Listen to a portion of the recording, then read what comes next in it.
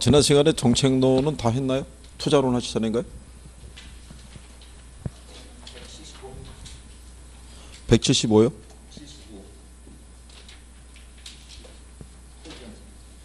토지 정책 하실 차례요?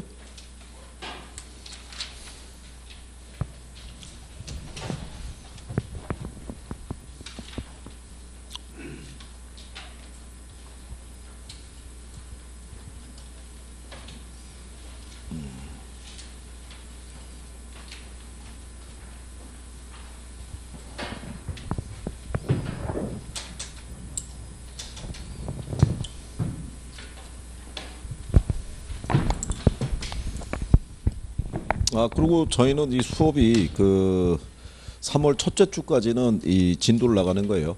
3월 첫째 주까지.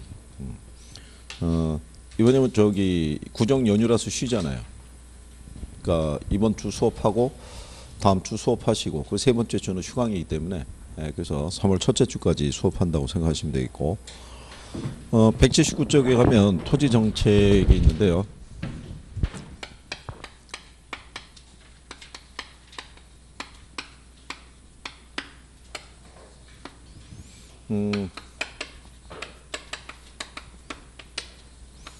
토지 정책을 쓰는 이제 목적은요.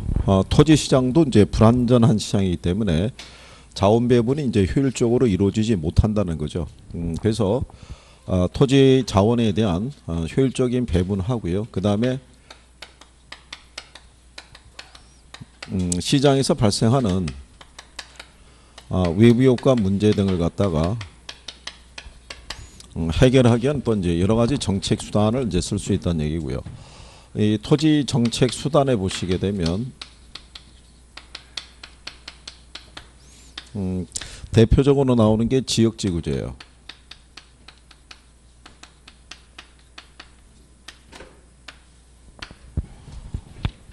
그러니까 이 지역지구제는 이제 시험상에서 인용을 하는데 우리 교재상에서는 지역지구제의 목적이 나왔고 효과가 있는데 요즘 효과는 잘 안 나오고요. 그냥 여기서 이제 목적, 지역지구제의 목적은 시장에서 발생하는 부의 외부 효과를 제거하거나 감소하는 데 목적이 있다. 뭐 이렇게 보시면 될 거예요.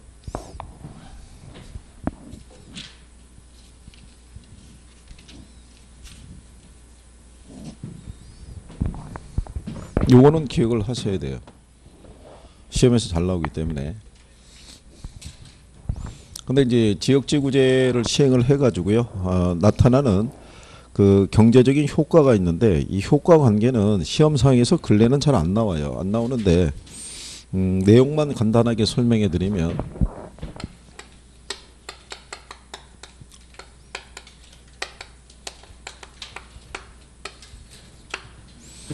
만약에 여기 이렇게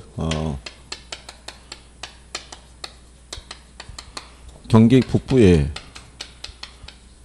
주거지가 있는데 주거지 인근에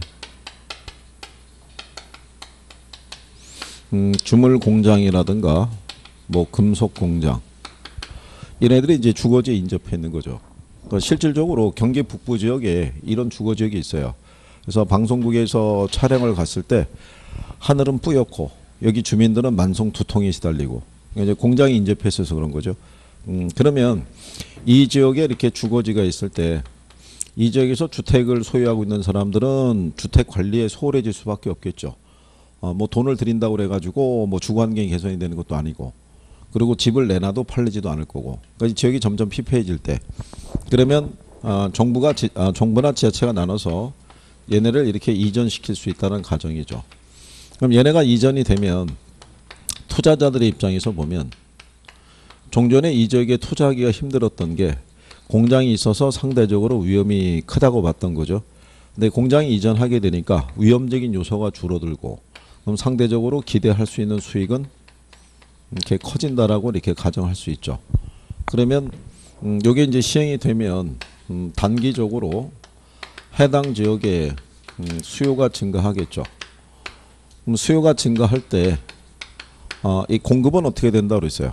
수요가 증가할 때 공급적인 요소는 네? 공급은 이게 세 가지로 변할 수 있어요. 어떻게 되겠어요? 어? 화살표 빼면 이거 공식이에요. 공식. 단계는 수요는 움직이더라도 공급은 불변이에요. 집을 하루아침에 뚝딱 지어줄 수 있는 게 아니잖아요. 무슨 말인지 아시겠나요? 그래서 얘가 불변이기 때문에 초과 수요 상태가 되는 거예요. 그래서 뭐가 상승하겠어요? 주택 가치가 상승하는 거죠. 그러면 기존에 이 주택을 소유하고 있는 사람들이 있죠. 이 사람들은 초과 이윤을 획득한다는 얘기죠. 이렇게. 그러면 이 초과 이윤이라는 거는 경쟁을 유발하겠죠. 그러면 단기는 공급의 증가가 어려워도 장기적으로는 신축 등에 의해서 주택 공급이 증가할 것이고, 그러면 주택 가치는 이렇게 하락한다는 얘기죠. 근데 이제 우리 교재에서는 이 변화에 대해서 이렇게 이제 추가적으로 얘기하고 있죠. 이때 만약에 주택 건설 산업이 비용이 일정한 산업이냐 또는 비용이 증가하는 산업이냐, 여기에 따라서요 장기적으로 봤을 때 주택 가치하고 주택의 이 균형량은 크기가 어떻게 되느냐. 이게 이제 그래프로 간단하게 설명을 해드리는데 그냥 요거는 그냥 이렇게 인식하시면 돼요. 비용이 일정하면 가치가 장기적으로 변화가 없어요. 불변이에요. 그래서 가치는 불변이 되고요. 이거는 증가해요. 근데 우리가 생산을 할 때 비용이 커지면 비용 커진 만큼 가격을 더 높게 받아야겠죠. 그러니까 얘가 상승해요. 대신 얘도 이거는 증가해요. 그러니까 요거는 얘가 증가하면 얘도 뭐 하고요? 상승하고, 얘가 일정하면 얘는 변화가 없다. 뭐 이런 과정이에요. 여러분들이 그 교재에 보시면은 단기의 그래프가 있고 뒷장에 가면 장기의 그래프 이렇게 나와 있잖아요. 예를 들어서 현재 이 지역에 주택 가치가 600만 원이고요. 한 1000채 있었다고 가정하자고요.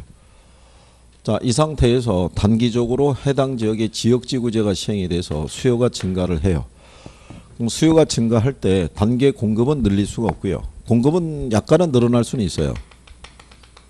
이거는 원래 집을 팔 계획이 있던 사람들이 주택을 찾는 사람이 있으니까 팔려고 내놓은 정도의 수준이고, 이 수준은 큰 양이 아니기 때문에 가치에 큰 영향이 없어요. 그래서 단기적으로는 수요 증가에 따라서 뭐가 상승하냐면 이렇게 가치가 상승해요.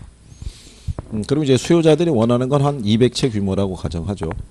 그러면 이렇게 가치가 상승하니까 기존에 주택을 갖고 있던 사람들은 무슨 이윤을? 초과이윤을 얻을 수 있다는 거예요. 올라가지고. 자, 그러면 장기적으로 공급이 증가할 수 있을 때 여기서 일단 무슨 가정을 하냐면요. 건설업자들은 평당 600만 원을 받고 주택 건축을 하면 정상이윤을 얻을 수 있다고 가정하는 거예요. 주택을 지으려고 그러면 일단 토지가 있고요.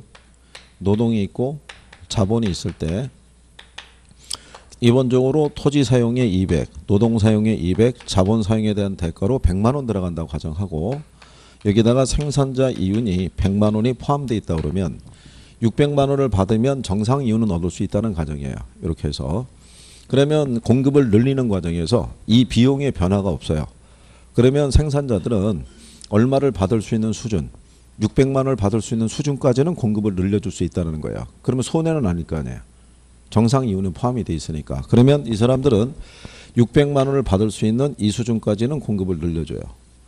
이렇게. 그래서 플러스 200채. 그러면 수요자가 원하는 만큼 공급이 늘어났잖아요. 그러니까 올라갔던 가격이 어떻게 돼요? 떨어지겠죠. 그러면 원래대로 가치는 얼마? 600만 원인데 뭐만 늘어나겠어요? 양만 늘어난 거예요. 양만. 근데 원래 공급을 늘리다 보면 비용이 증가해요. 그래서 얘가 250으로 늘어나고요. 얘도 250으로 늘어나요. 그러면 두 개 합해서 500에다가 이거 600. 거기다 자기 이윤까지 합하면 최소한 얼마는 받아야 돼요? 700원 받아야 돼요.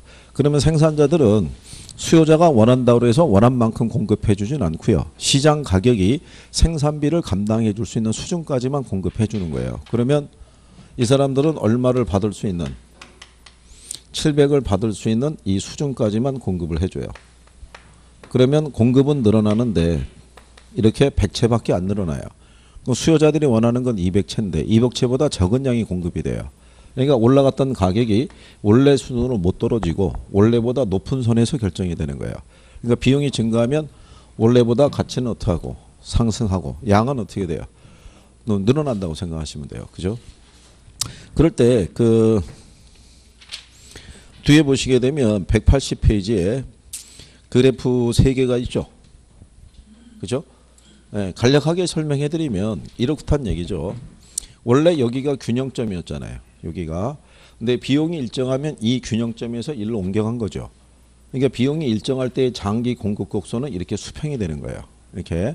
근데 비용이 증가하게 되면 이 점에서 이 점으로 이동했잖아요. 그죠? 그러면 비용이 증가할 때 장기 공급 곡선은 이렇게 우상향하는 기울기를 갖는다는 거야.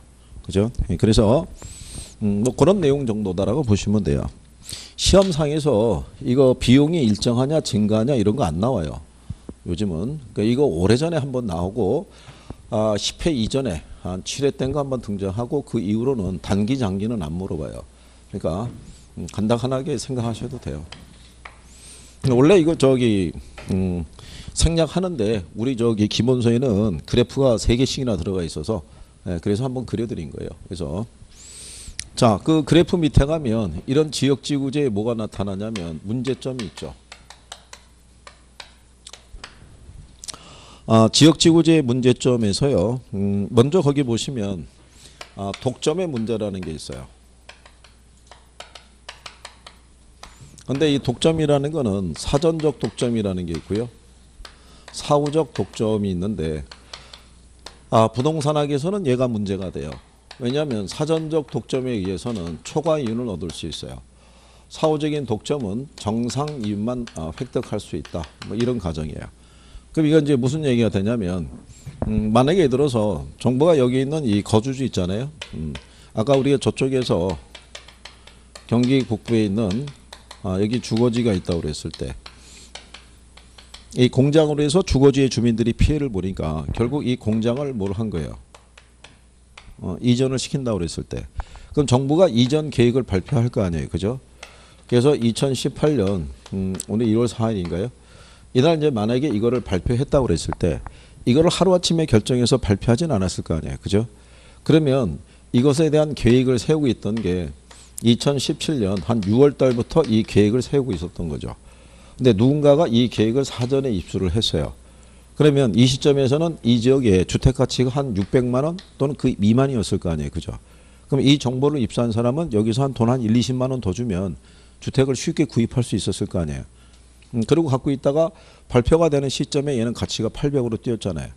그럼 사전에 정보를 입수한 사람은 무슨 이윤을 얻을 수 있어요? 초과이윤을 얻을 수 있다는 얘기죠. 그 이유는 부동산 시장이 중강성 효율성까지밖에 안 나타나요. 그러니까 현재 정보만 반영이 돼 있지 미래 정보는 반영이 안 돼 있는 거죠. 그러니까 사전에 우수한 정보를 입수한 사람은 무슨 이윤을 얻을 수 있어요? 초과이윤을. 근데 발표된 다음에 시장에 들어오면은 이 사람은 높아진 가격으로만 거래할 수 있으니까 잘해봐야 얻을 수 있는 게 무슨 이윤이다? 정상이윤밖에 없다. 이렇게 생각하시면 돼요. 그래서 독점의 문제는 무슨 독점이 문제가 된다? 사전적 독점이 문제가 된다. 그런 거죠. 그 180페이지에 그래프 밑에 양가로 3번에 가면 지역지구제 문제점이라고 돼 있죠. 그렇죠? 180페이지 그래프 밑에 가면 양가로 3번에 지역지구제 문제점. 그 밑에 동그라미 2번에 가면 부동산에 있어서 문제가 되는 것은 사후적 독점이 아니라 뭐가 문제가 된다. 사전적인 독점이 문제가 된다. 이렇게 돼 있는 거예요. 그죠? 그 다음에 지역지구제 문제점 중에 하나가 뭐냐면요. 얘는 토지용 규제에 따르는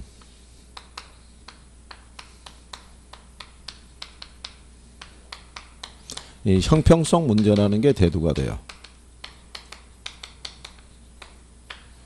이걸 유발한다는 얘기고 그 다음에 지역지구제를 시행을 할 때요. 지나치게 경직된다는 이 경직성의 문제가 있어요.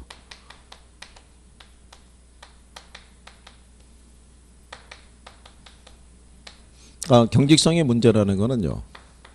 지역지구제를 우리가 시행할 때 이렇게 필지별로 규제를 하게 되면 그 지역 안에서 좀 더 유연하게 우리가 개발을 하기 어려워요. 그런 경직성의 문제가 나타나죠. 그래서 이 형평성의 문제를 해결하기 위해서 등장하는 게 그 밑에 나오는 개발권 양도제라고 있어요. 그죠? 그러니까 걔는 무슨 문제를 해결하기 위해서? 형평성 문제를 해결하기 위한 내용이다. 이렇게 보시면 돼요. 그러면 용어상에서 나오는 게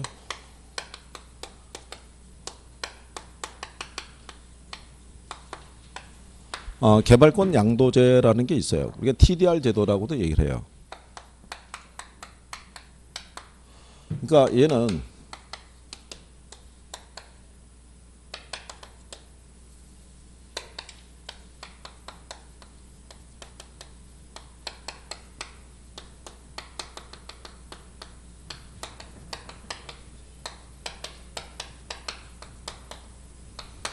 지역지구제 토지용 규제에 따르는 형평성 문제를 완화시키기 위해서 도입할 수 있는 제도라고 보시면 돼요. 이게 원래 개발권 양도제가 유럽에서 시행이 됐던 제도예요.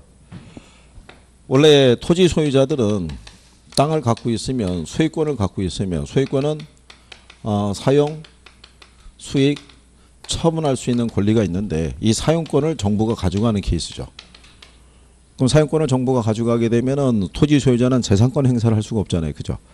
예, 근데 이제 이 제도 자체가 이제 어떤 이제 불합리성이 있으니까 유럽에서는 이 제도가 폐지가 됐고 이제 미국으로 넘어가서 제도에 수정을 해서 이제 이런 제도가 나타나는 거죠. 그러면 개발권 양도제의 논리는 뭐냐면요. 일단의 지역이 있을 때 여기는 개발 지역으로 지정을 하고요. 여기는 보존 지역으로 지정을 하는 거죠. 그러면 이렇게 지정하는 것은 지정한 사람의 목적은 토지용 규제에 따른 효율성 문제를 이제 앞세운 거죠. 현재 우리 세대는 요 공간만 개발해도 충분하고 이거는 당장 필요가 없으니까 우리 후손을 위해서 공간을 남겨놓겠다는 뭐 그런 의미예요. 근데 그렇게 하게 되면 개발지역의 토지 소유자들은 이익을 기대할 수 있는데 보존지역의 토지 소유자들은 뭐를 보겠어요? 그러니까 보존적으로 지정한다는 얘기는 그린벨트를 이렇게 묶어버린다는 얘기예요. 그러면 여기 이 보존지역에 지정돼 있는 지역의 토지 소유자들은 민원을 제기할 수 있죠. 형평성 문제를 들어서. 왜냐하면 우리 왜 많고 많은 땅 중에서 내가 소유한 땅이 왜 규제로 묶여야 되느냐. 민원을 제기할 수 있잖아요. 그렇죠? 그러면 이 문제에 대해서 정부가 해결을 하는 방법은 뭐냐면요. 이 사람이 입는 손해에 대해서 금전 보상을 해주는 건 없어요. 그러니까 여기 있는 이 개발권 양도제의 가장 큰 취지 중에 하나가 뭐냐면 공공이 부담해야 되는 비용을 줄인다는 데 효과가 있어요. 그죠? 대신에 이 사람들이 입는 손해에 대해서 뭐를 발급해 주냐면 이걸 발급해 줘요. 개발권을 발급해 준다는 얘기는 이쪽 지역에 만약에 규제에 묶인 지역이 1000평방미터라고 그러면 상부의 공간을 개발을 못할 거 아니에요. 그죠? 그러면 이 면적에 해당하는 만큼의 뭐를 주는 거예요. 개발권을 발급을 해주는 거예요. 토지 소유자들에게. 그러면 이 사람들은 자기가 받은 이 개발권을 가지고 이쪽의 개발지역에 가서 자기가 직접 이 개발권을 행사할 수도 있어요. 그러니까 자기가 여기서 땅을 사들이고 자기가 건물 지어서 이 개발권 행사할 수도 있고 또 하나는 뭐가 있냐면 정부는 개발권을 발급을 해주면서요. 개발지역에서는 총량을 규제하는 거예요. 그러니까 이 지역에다가 5층 이상은 지을 수 없다. 이렇게 묶어버리는 거예요. 그러면 개발지역이라는 건 상대적으로 땅값이 비싼 지역이잖아요. 근데 이 정도밖에 공간 활용을 못하면 큰 이익을 기대하기 어렵거든요. 근데 이 사람들이 만약에 추가적으로 이 공간을 지으려고 그러면 이걸 사들이면 돼요. 그러면 이거를 사들여서 이 공간을 지으면 뭐를 얻을 수 있는 거예요? 이익을. 그러면 이 사람들이 없는 이익의 일부로 이 사람들이 있는 손해를 어떻게 해야 돼요? 보상해 주는 제도라고 생각하시면 돼요. 그게 개발권 양도제의 논리다라고 이렇게 생각하시면 돼요. 그래서 개발권 양도제 거기 보시면 181페이지 이렇게 있으면 위에서 네 번째 줄에 니은의 장점이라고 돼 있죠. 그래서 장점을 보면 개발권 상실로 인한 우발 손실을 시장기구를 통해서 다른 곳의 개발권과 결부된 우발 이익으로서 보상하는 제도다. 근데 이 방법의 가장 큰 특징은 정부의 시장 개입에 의한 방법이 아니라 시장의 자율적인 기능에 의해서 손실을 보상하려는 제도다라고 이렇게 생각하시면 되겠죠. 무슨 말인지 아시겠나요? 그래서 그게 장점이라고 보시면 돼요. 그래서 여기 이제 장점 중에 하나는 것은 뭐냐면 공공이라면 또 그러겠군요. 정부에 대한 재정 부담을 뭘 하면서 최소화하면서 어디를 통해서 시장 기구를 통해서 이 문제를 해결하도록 한다는 게 취지가 있는 거죠. 그렇죠? 근데 이 방법의 단점은 뭐가 되냐면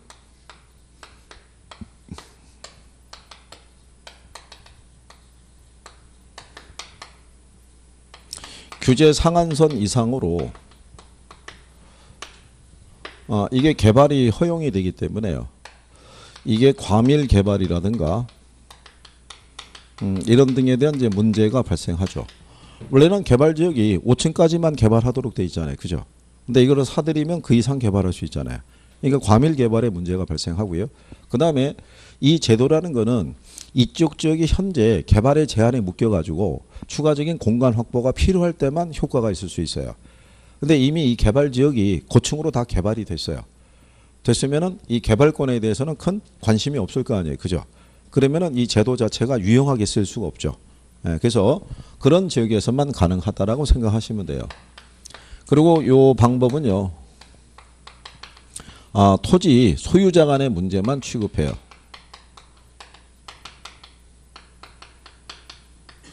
토지를 소유하지 못한 사람들이 있는 피해에 대해서는 보상이 안 이루어져요. 그래서 그런 것들이 문제다라고 이렇게 생각하시면 되죠. 자, 거기 보시면 단점 나와 있죠. 예, 그래서 이미 설정된 규제 상한선 이상으로 개발되게 되기 때문에 개발 가능 지역에 과밀 및 혼잡을 가중시킴으로써 사회적 비용을 발생시키는 토지 이용했을 때 효율적인 문제가 발생한다는 얘기죠. 그리고 이제 개발이 거래되기 쉽게 하기 위해서는 개발 가능 지역의 지가 상승에 의존해야 되는 문제가 있다는 얘기죠. 그러니까 지가가 상승하지 않으면 개발권을 매입을 해서 입체적인 토지 이용을 하는 것은 뭐 큰 의미가 없죠. 그러면 개발권이 시장에서 거래되지 못한다는 이제 그런 문제가 있다. 이렇게 구별하시면 될 거예요.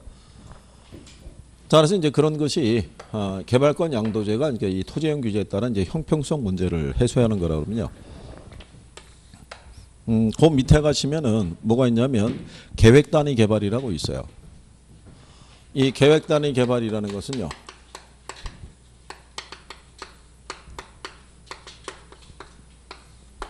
요거는 취지가 뭐냐면 토지이용 규제에 따르는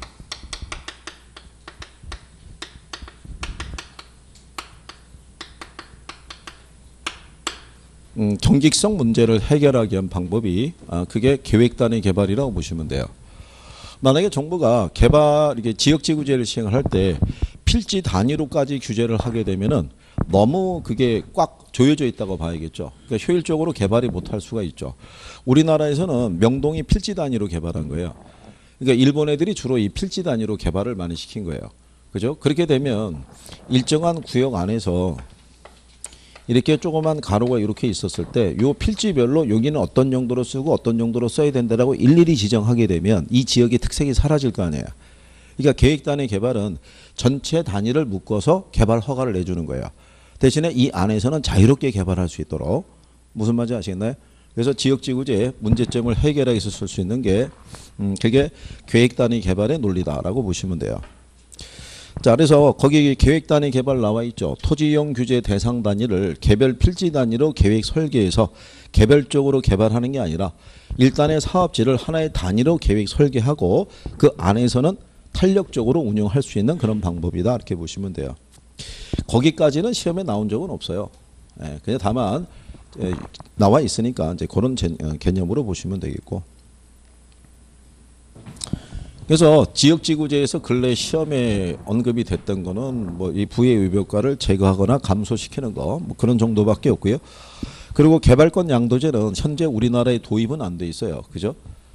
그 시험에는 이미 한번 인용을 한 거예요. 근데 저거는 도입하기가 힘든 게 실상은 저기 개발권 양도제가 도입이 된다 손 치더라도 규제에 묶여 있는 지역의 토지 소유자가 입는 손실을 완전히 복구해 주기는 힘들어요.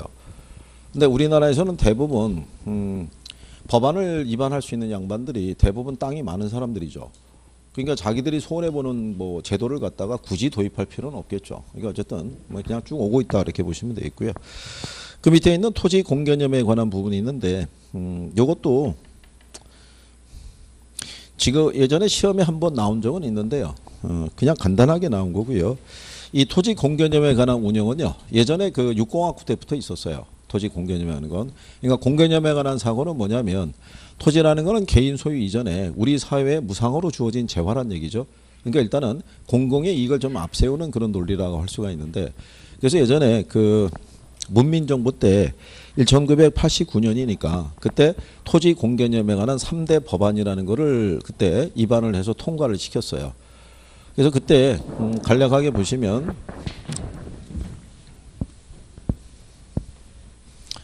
그 토지 공개념에 관한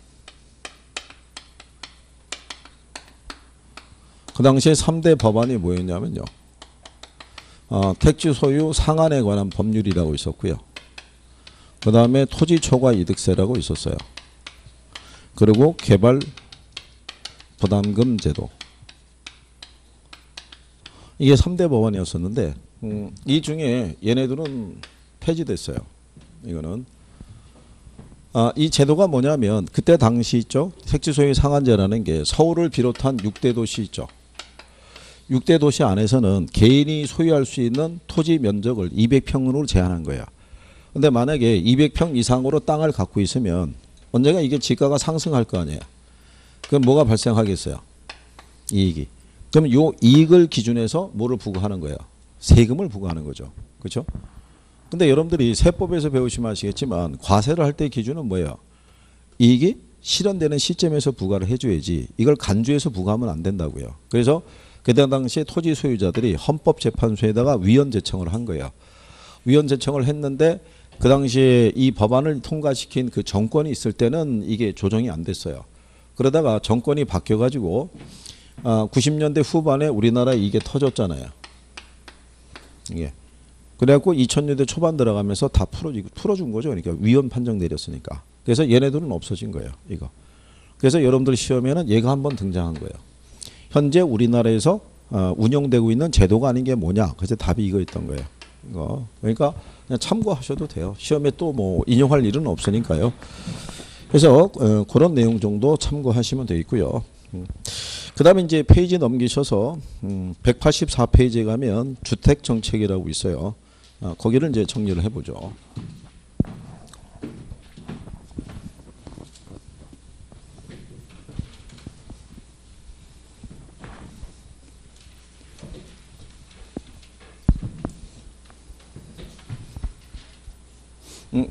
오늘도 보니까는 또 역시 로테이션으로 돌고 있군요. 김천은 또 왜 안 나오지?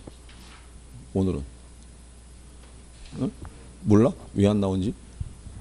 지난주에는 본인이 안 나오고 오늘 뒤에 친구 안 나오고 그게 노토라가네. 그리고 중간 친구 오래간만에 등장했네.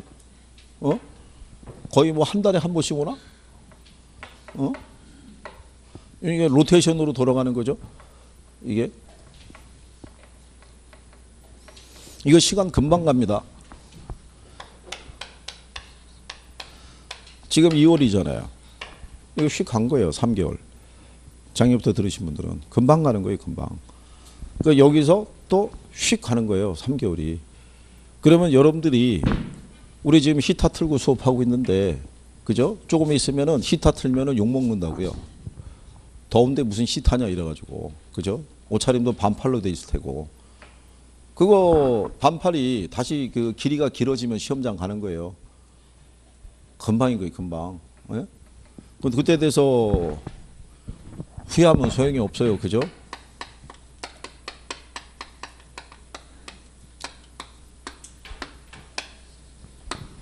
그래도 일찍 끝내주면 좋아하세요. 어쨌든 간에. 공부야 뭐 그렇다 손 치더라도. 자, 주택정책이 있는데요. 주택정책에서는 제일 먼저 나오는 게 이 정책이에요. 얘는 별표가 3개예요. 임대주택 정책은. 그러니까 시험에 거의 매년 나온다고 생각하시면 돼요. 임대주택 정책이. 자, 그럴 때 우리나라에서 이제 정부가 시장에 개입할 때는요, 조세 정책 등을 쓸 수도 있고요. 가격 통제 정책이라는 것을 쓸 수도 있어요. 또 시장에서 발생하는 공공재 문제라든가 외부 효과 문제를 해결하기 위해서 이제 정책 수단을 갖고 들어올 수 있는데, 여기 있는 이 가격 통제 정책 안에 가면 최고 가격제라는 게 있고요. 최저 가격제라는 게 있어요. 근데 이 최저 가격제는 이게 최저 임금제 얘기예요. 그러니까 여러분 시험에는 나올 일이 없어요.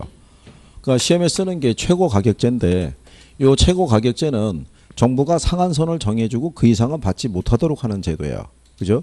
그래서 최고 가격제에 들어가는 대표적인 게 분양가라든가 또는 임대료 규제 이런 거 얘기해요. 그러니까 이거는 이제 여러분 시험에 나오는 거죠. 그죠? 그런데 요 가격 통제 정책은 이건 단기 정책이에요. 그러니까는 분양가 규제나 임대료 규제나 단기에만 효과가 있어요. 그러니까 장기에는 다 부작용밖에 없어요. 무슨 말인지 아시겠나요? 네. 따라서 이제 여러분들이 임대주택 정책을 보시면 임대료 규제라는 게 있고요. 임대료 보조라는 게 있고요.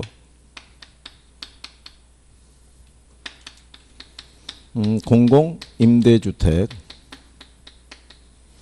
이 정책으로 크게 나눌 수 있는데, 얘네가 장기적으로 보게 되면요, 임대료 규제는 임대주택의 공급을 감소시키는 부작용을 초래하고요, 임대료 보조는 공급을 증가시키는 거예요. 이론적으로 이제 이 임대주택에 대한 거는 이건 이제 공급이 불변이다 이렇게 얘기하는데, 요즘은 이 공공임대주택 정책에 대해서는요, 단기, 장기 이런 건 안 내고요, 임대주택의 종류를 물어봐요. 그러니까 그거를 정리하시면 될 거예요. 이게 중요한 거예요. 이게 시험에 나오는 거예요. 간단하게. 그죠? 임대료 규제는 공급을 감소시키는 부작용이. 임대료 보조하면 공급이 어떻게 돼요? 늘어난다는 거. 그죠? 자, 얘네는 뭐 하는 거예요? 규제.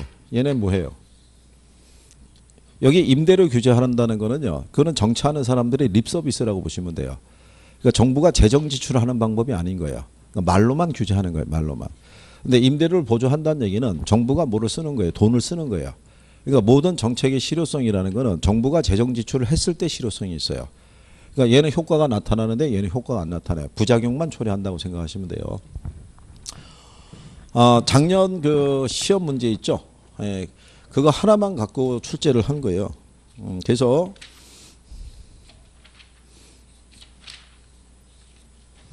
그리고 간단하게 문제를 줄 때는요, 193페이지 가보시면 거기 상단에 예제 있죠.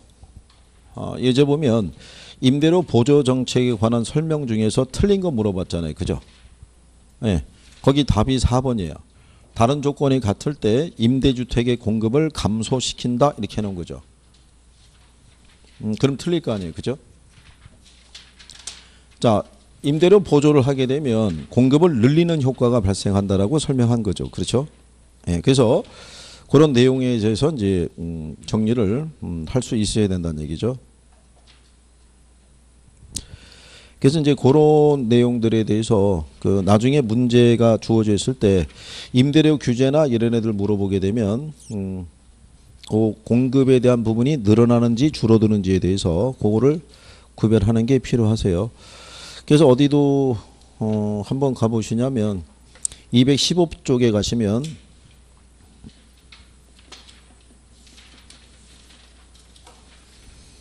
거기 16번 문제에도 이렇게 나와 있어요. 2번 지문에 보면 16번에 3번 보면 임대료 규제는 장기적으로 민간 임대주택 공급을 위축시킬 우려가 있다 이렇게 해놨죠.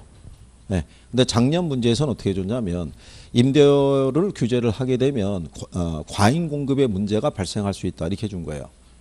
그러니까 얘는 공급을 줄어들게 하는 문제가 있는데 과잉 공급 이렇게 나오면 틀릴 거 아니에요. 그죠? 그러니까 이렇게 정리를 하실 수 있으면 되겠고, 여기 문제로 오신 김에 여기도 수정을 하나 하셔야 돼요.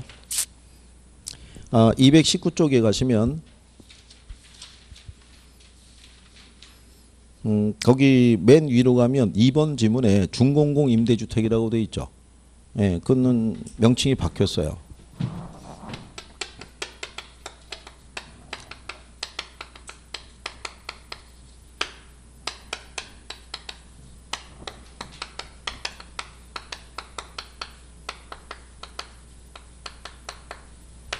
장기 일반 민간 임대주택으로 명칭이 바뀐 거예요.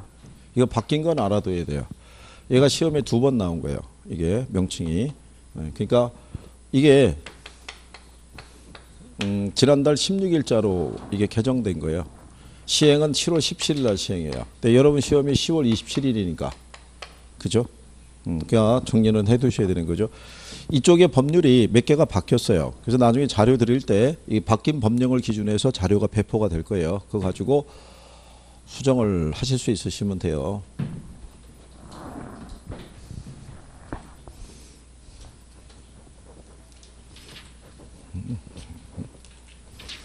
자, 앞 페이지로 이제 돌아가셔서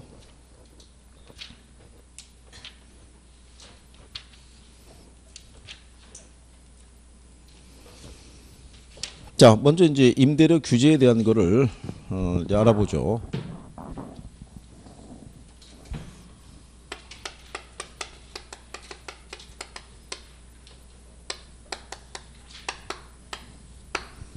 그러니까 어쨌든 간에 이 제도 안에서 얘네들은 가장 꾸준하게 나온 애들이에요.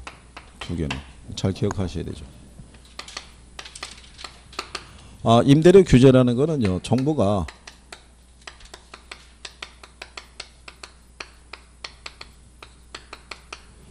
시장 균형 임대료보다 낮은 수준에서 임대료를 통제함으로써 저소득층에 대한 이제 주거비 부담을 줄여주기 위해서 도입하는 그런 제도예요. 예. 근데 이제 이 제도가 시행이 되면은요, 단기적으로 이 효과는 나타날 수 있어요. 네, 소득 재분배 효과가 발생할 수 있는데, 그러기 위해서는 공급이 완전 비탄력적일 때, 그때 이제 소득 재분배 효과를 기대할 수 있어요. 그리고 단기적으로는 얘가 혜택을 봐요. 요 임차자가 혜택을 본다는 거는 본 시험에서는 안 나올 거예요. 근데 모의고사 보면 선생들이 아마 이거를 활용을 할 거예요. 얘하고 반대가 되니까. 얘는 단기적으로는 임대자가 혜택을 봐요. 여기는 단기적으로 임차자가. 그래서 선생들이 활용할 수 있는 부분이다. 이게 이제 단기에 나타날 수 있는 그래프예요. 현재 시장의 임대료가 100만 원 수준인데요. 정부가 통제하는 거예요. 50만 원 이상 받으면 안 된다. 이렇게. 그러면 임대료가 하락했잖아요. 그죠? 그러면 임대업자들은 임대료에 손실이 발생한 거죠. 이게. 그러면 임대업자는 손실을 줄이려고 그러면 임대료 다시 올려야 되잖아요. 그죠? 임대료 올리려면 어떻게 하면 돼요? 임대료 올리려고 그러면. 네? 이 조건에서. 네? 얘가 줄어들어야 돼요. 임대주택의 공급이 줄어야 임대료가 상승할 수 있는데 단계는 공급을 못 줄이잖아요. 현재 임대차 계약 기간도 남아 있잖아요. 이게 내가 부담스럽다고 손해본다고 임대차 계약 해지하게 되면 계약에 따른 위약금이라든가 이주 비용까지 하면은 배보다 배꼽이 더 클 수가 있죠. 그러면 이 사람들은 그냥 이대로 감수할 수밖에 없죠. 그러면 결국은 임대업자들이 받아야 된 소득의 일부가 누구에게로? 소득이 낮은 사람에게로 배분되어지는 효과가 발생하죠. 이 사람들의 월급이 늘어난 건 아니지만 지출은 상대적으로 줄어들게 하잖아요. 그죠? 네, 그래서 단기적으로는 이 효과가 나오는 거예요. 그거는 공급이 어떨 때? 완전 비탄력적일 때 효과가 발생을 해요. 자, 그런데 장기가 되면 좀 아까 이 가격 통제 정책은 단기에만 효과가 있다고 그런 거죠. 장기로 넘어가게 되면 나타나는 게 부작용밖에 없죠. 장기가 되면 이제 그래프의 모양이 기울기가 이렇게 이제 완만해지죠.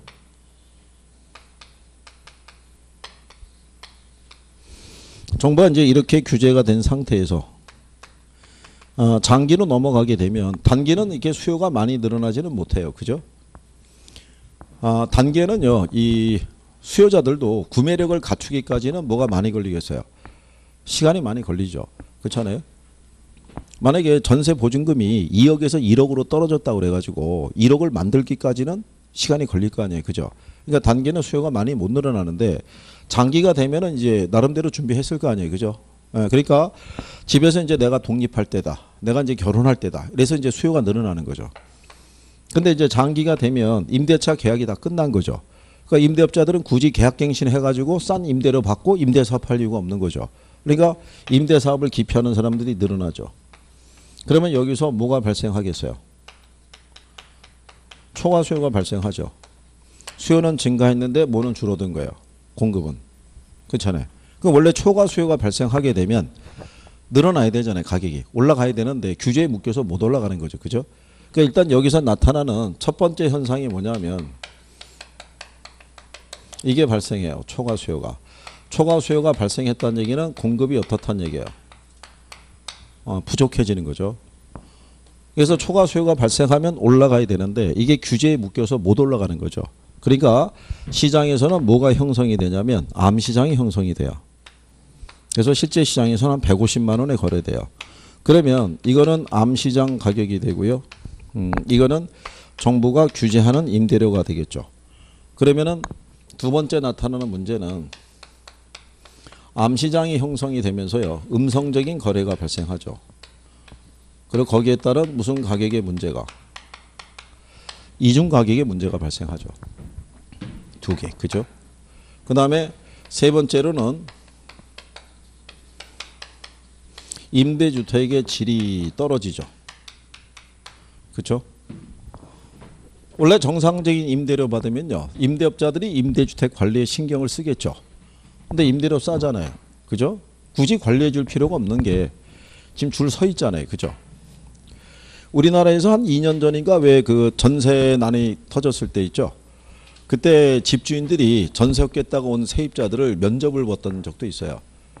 우리 집에 새 들어온 사람들을. 그죠? 면접을 봐서 누가 가장 속을 안 새길까. 그죠? 근데 면접 보는 자리에서 도배랑 장판 이런 건 해주나요? 그러면 걔는 아웃일 거 아니에요. 수요가 많은데. 그러니까 뭐 신경 써줄 이유가 없다는 얘기예요. 이게 떨어지는 거예요. 그 다음에 네 번째로는 임차자들의 주거 이동이 제한되는 거예요. 이게 왜냐하면 지금 대전에 살고 있는데 제주도로 발령받았어요. 출퇴근 어렵잖아요. 근데 문제는 여기서는 50만 원 주고 있는데 여기 가면 150을 줘도 직구하기 힘든 거예요. 그러면 이거를 먼 거리를 뭘 해야 돼요? 출퇴근해야 되는 그런 문제가 발생하는 거예요. 여기 대전이어가지고 제주도로 그냥 넣은 거예요. 그죠? 서울 같으면 대전 정도 해도 충분한데 여기 대전이니까 또 어떤 분이 그렇게 얘기할 거 아니에요. KTX 타면은 금방 가는데 뭐 이렇게 또 우길까봐 멀리 떨어진 거 얘기한 거예요. 이거 네 가지가 대표적이에요. 네 가지가. 이거를 바꿔서 틀리게 해주는 거예요. 지금 초과 수요고 공급이 부족한데 공급이 과잉 공급된다면 틀린 거예요. 작년에 여기서 나온 거고. 그 다음에 이런 암시장이 형성되지 않는다. 정상적인 거래가 더 활성화된다 해도 틀리는 거고. 임대주택의 질이 개선이 된다 그러면 틀리는 거예요. 그죠? 그리고 임차자들의 주거 이동이 활발해진다 이렇게 나오면 틀리는 거예요. 요 네 가지는 기본적으로 자주 활용하는 거니까 기억을 해 두셔야 돼요. 무슨 말인지 아시겠나요? 이렇게 해서 요거 정도 정리를 해 두시면 될 거예요.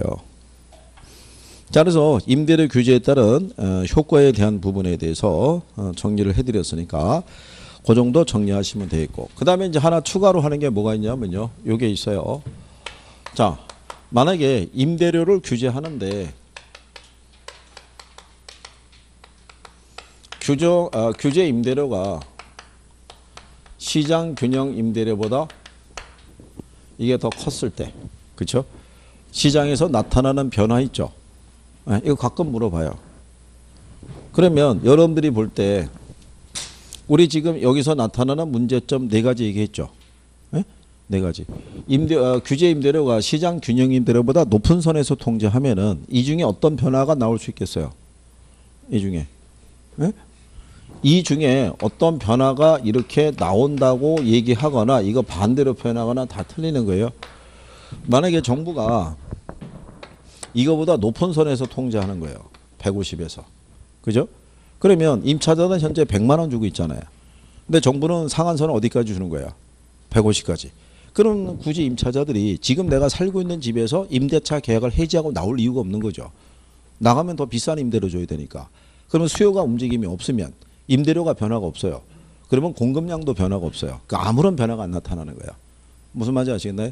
네, 거기까지는 기억을 해 주셔야 돼요. 자, 그래서 그 내용에 대해서 정리를 하시면 되겠고, 그게 185페이지 보시면 위에서 세 번째 줄에 동그라미 2번 있죠.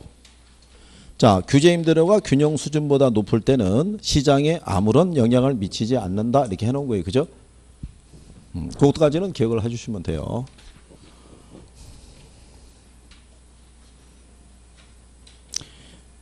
자, 그 다음에 나와 있는 이제 분양가 상한제에 대한 거 자유라는 뭐 지금 참고하셔도 되겠고, 어디를 넘어가시냐면 190페이지에 가시면 거기 주택 보조라고 나와 있어요.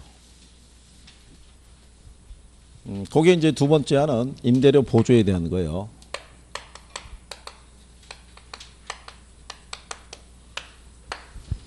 자, 임대료 보조에 관한 부분은요. 우리나라의 이 사회보장 정책을 제도를 보게 되면 소득 보조가 있고요. 가격 보조가 있고요. 현물 보조의 세 가지가 있어요. 그러니까 소득 보조는 현금으로 주는 거고요. 가격 보조는 이 쿠폰으로 주는 거야. 상품권 같이.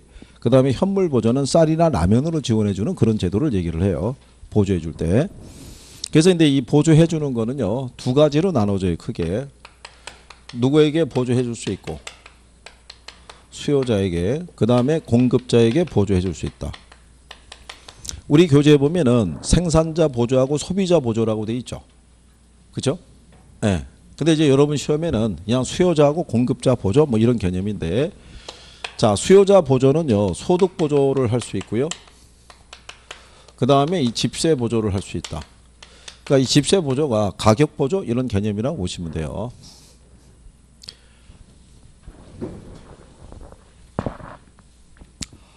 자, 그러면 이렇게 우리가 나눠봤을 때, 자, 만약에 소비자들의 이 효용 측면에서 봤을 때, 여러분들은 만약에 정부가 보조해 줄 때 현금으로 보조받는 게 좋겠어요? 아니면은 이 쿠폰이나 상품권으로 받는 게 좋겠어요? 그러니까 여러분들의 효용 증대 측면에서는 얘가 유리해요. 뭐로 받는 게? 현금으로 받는 게 유리한 거예요. 근데 이게 정책 측면에서 놓고 봤을 때, 그러니까 정책 측면에서는요, 임대주택에 대한 소비 있죠. 네, 이거를 늘리려고 그럴 때는 집세 보조가 난 거예요. 쿠폰식으로 주는 게. 그럴 때는 이게 더 유리한 거예요. 그러니까 가령 예를 들어서 서울이 있고요. 수도권에 가면은 인천 계양지구라고 있고요. 경기 평택지구가 있을 때 정부가 양쪽에다가 임대주택을 분양을 했어요. 분양을 했는데 여기는 100% 분양이 됐어요. 근데 여기는 미분양이 발생했어요. 그러니까 젊은 신혼부부들의 입장에서 봤을 때 의식거리로 봤을 때는 얘가 더 가깝다고 본 거예요. 이게 더 멀고 출퇴근하기가. 그러니까 여기는 선호했는데 여기는 선호하지 않은 거예요.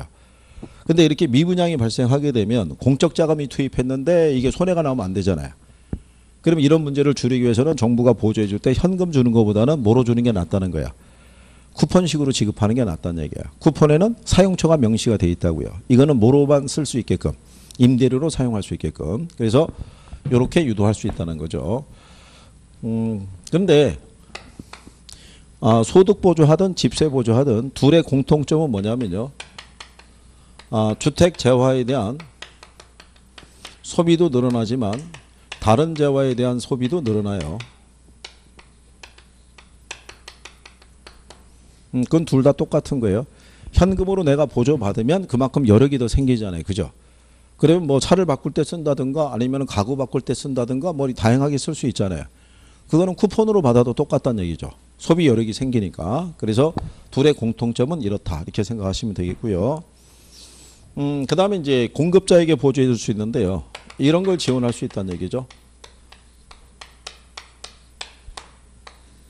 그렇죠? 그래서 주택도시기금을 지원을 해가지고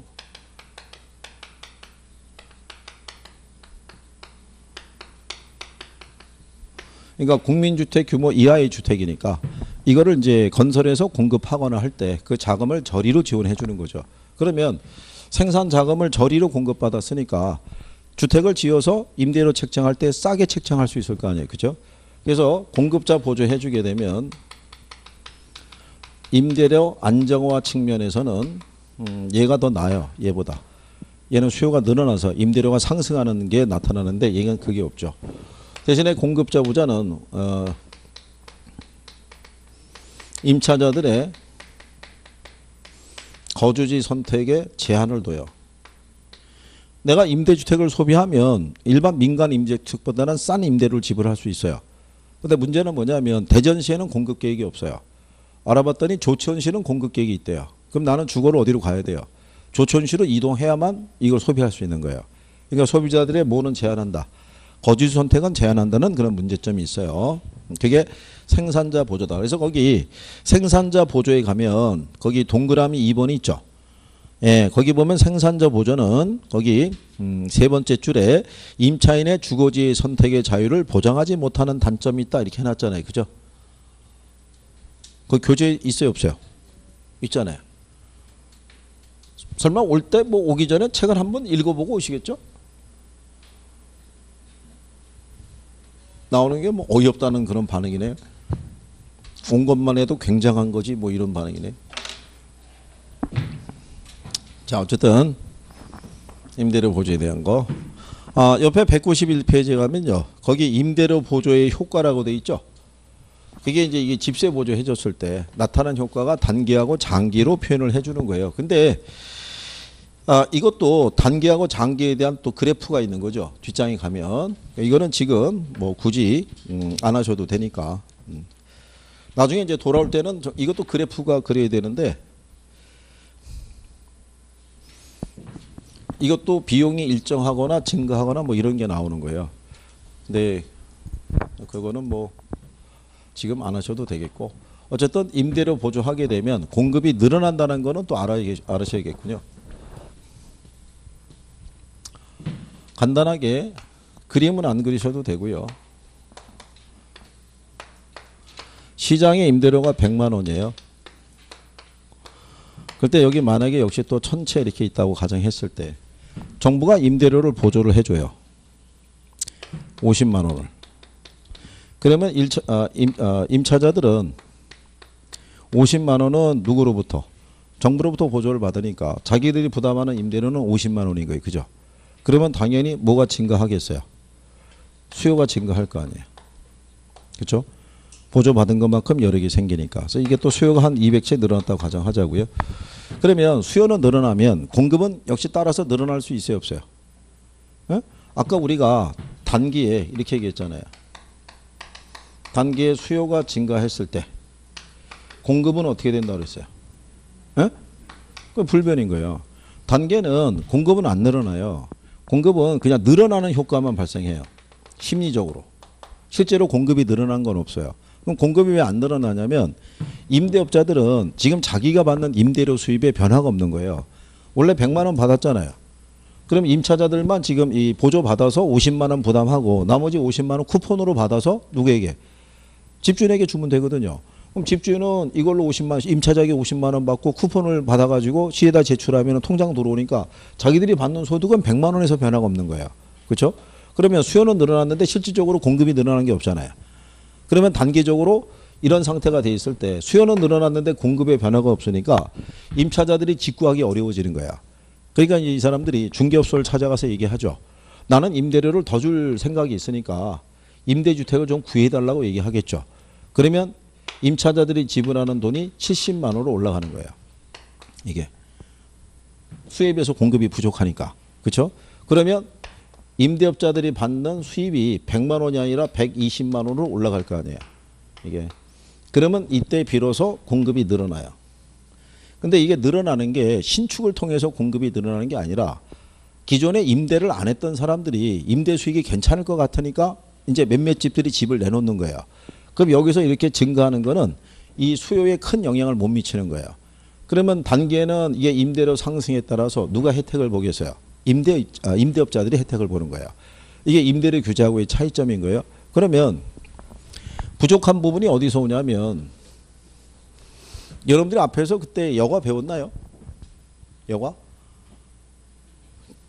자, 그러면 이쪽에 고가주택 시장이 있어요.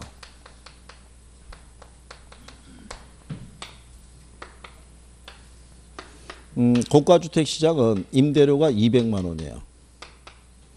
여기도 전체 이렇게 있다고 가정하자고요. 그러면 원래 이쪽 지역에서는 2층 규모의 주택을 200만 원의 임대를 주고 있었는데 여기 있는 애들이 임대료가 상승해서 지금 120으로 올랐잖아요.